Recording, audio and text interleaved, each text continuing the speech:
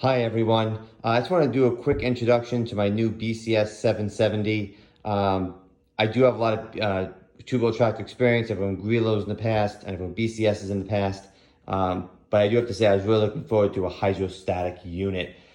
So this is essentially the power safe model, as all 770s are. So a little different than my old 853. But I just want to go through a couple things with it. First of all, is I use turf tires, and I feel like it really suits my application very, very well. Unfortunately, when I had the turf tires, I didn't realize how little clearance there would be between the tires and the coil that cools the hydrostat. So if you do have tires like this, to fit chains on this would be very, very, very difficult.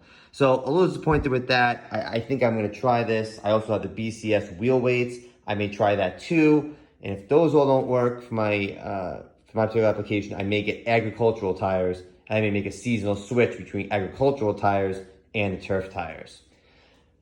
So for the most part, I know there's a lot of Russian videos that have this machine, but unfortunately, nobody really talks through it, anything with it.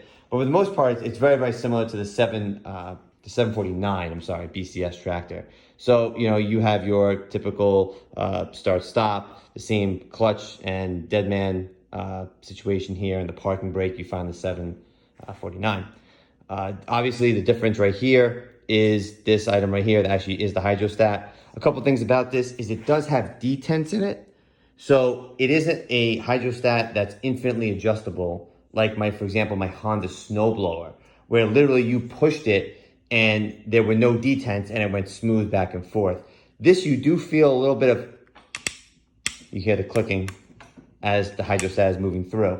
So, but I mean, there's gotta be, I don't know, 9 gears in one direction and 9 gears in the other direction. So, it is pretty fluid when you go back and forth. I think this is the right application for me in my use. Again, a lot of intricate mowing, intricate snow blowing. Again, I bring this thing into the woods a lot, deep into the woods. So I do find that hydrostat very, very good. My 853, I love that machine. But one thing I did notice about it is that it was really, really tough in the woods to kind of clutch, switch, to clutch, shift, and all that. So I know in Italy there is a different configuration here. You have the option of this, and you have the option of almost like a twist grip. I kind of wish it had the twist grip. I think that would be a lot better, but unfortunately, this is what they have in America. And as far as the gear shifting itself, this is a brand new machine, 0.3 hours on it. I hate people that do unboxings, but I thought I'd do a quick walk around on it since there's so few videos. But unlike the normal, I'm gonna call it the zigzag shift gate. This is a continuous shift gate. It goes between low gear, neutral, and high gear. So I like the BCS because it did have that zigzag shift gate, so you knew exactly where you were. But I feel with this particular unit, just because it's on low and high, it's very, very easy to work through the gears. I do have to say though, this is my first power safe unit, and I'm really happy with the clutch. You watch the Earth Tools video about the clutch sticking and, kind of, you can't feather the clutch on these power safe models.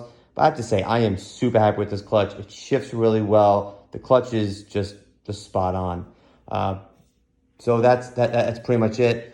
One thing I actually did do was I did get a magnetic, this is sound crazy, I did buy a magnetic plug for the Honda engine.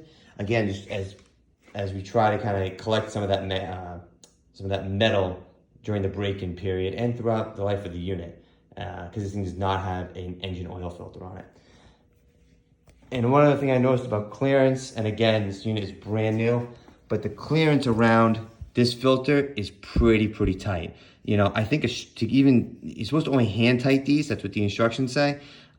I'm almost concerned about getting a strap wrench or even a regular wrench for the filter around this, because the clearances are insanely tight. You have the hydrostat cooler line right here, which goes over to the cooler coil.